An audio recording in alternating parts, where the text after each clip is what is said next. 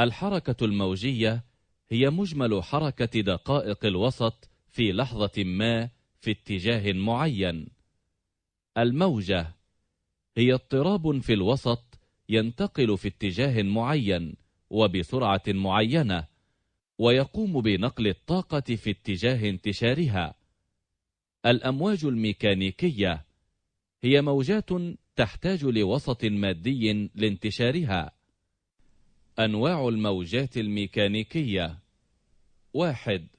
أمواج عرضية. 2. أمواج طولية.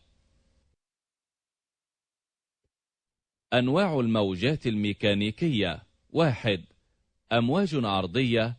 2. أمواج طولية. أولا، الأمواج العرضية هي الحركة التي تهتز فيها جزيئات الوسط في اتجاه عمودي على اتجاه انتشار الموجة. تتكون الموجة من قمم وقيعان.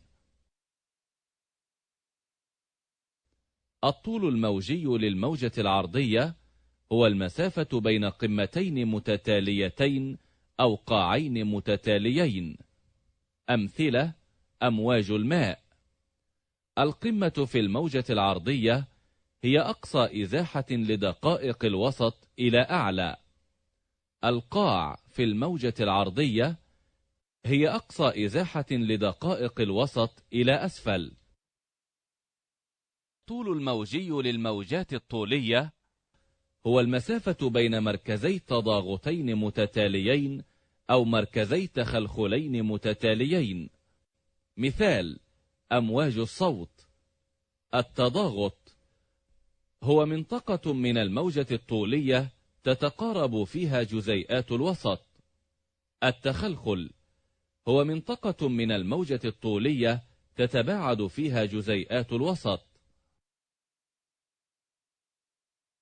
الأمواج الطولية هي الأمواج التي تهتز فيها جزيئات الوسط في اتجاه انتشار الموجة نفسه.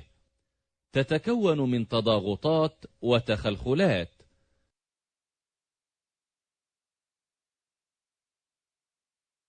أنواع الأمواج: الأمواج الميكانيكية تحتاج لوسط مادي لانتشارها ولا تنتشر في الفراغ، والأمواج الكهرومغناطيسية لا تحتاج لوسط مادي لانتشارها وتنتشر في الفراغ والوسط المادي.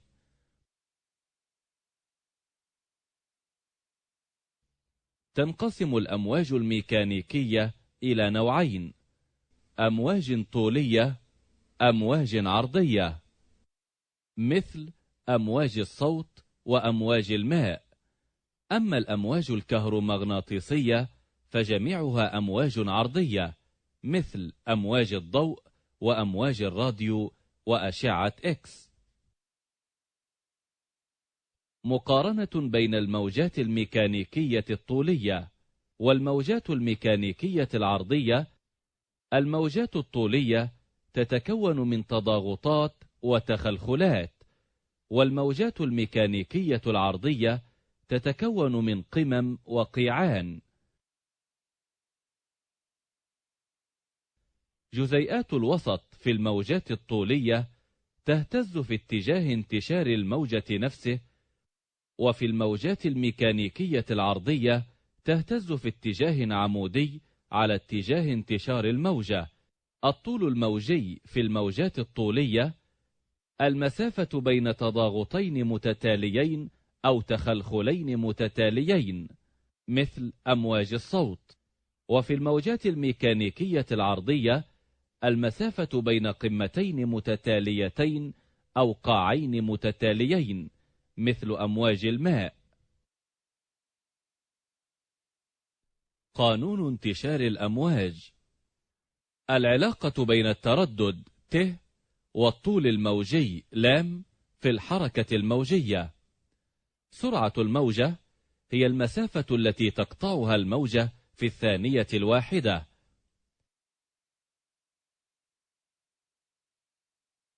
بما أن المسافة التي تقطعها موجة في ثانية واحدة تساوي عدد الذبذبات المتولدة في الثانية، في الطول الموجي، إذن سرعة انتشار الموجة عين تساوي تردد الموجة في الطول الموجي، حيث أن عين ووحدتها متر على الثانية يساوي ت ووحدتها ذبذبة على الثانية في لام بالمتر.